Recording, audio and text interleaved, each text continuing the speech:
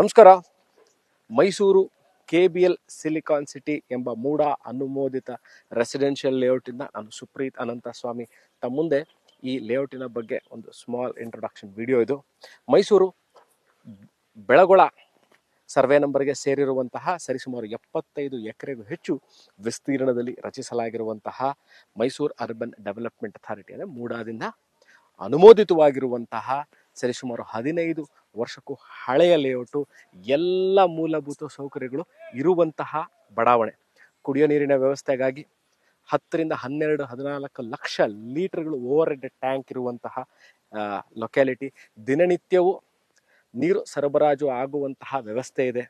Electricity, waste water line, ಡಾಂಬರೀಕರಣ, tar road. ನಾನು one of the connecting roads of the ಲೇಔಟಲ್ಲಿ ಇದ್ದೀನಿ. ಬಹಳ ಚೆನ್ನಾಗಿ ಮೇಂಟೈನ್ ಮಾಡಿರುವಂತಹ ಲೇಔಟು. ಭಾಳಷ್ಟು ವಿಡಿಯೋಗಳನ್ನು ಹೇಳುವಂಥ ವಿಚಾರ ಏನು ಅಂತಂದರೆ, ಲೇಔಟ್ ಮಾಡೋದು is a very very challenging job. ಬಹಳ ಕಷ್ಟಕರವಾದಂತಹ ಕೆಲಸ ಯಾವುದು ಲೇಔಟ್ನ ಮಾಡೋದು. ಅದನ್ನು over a period of time maintain ಮಾಡೋದು ಅಷ್ಟೇ it's a very challenging job.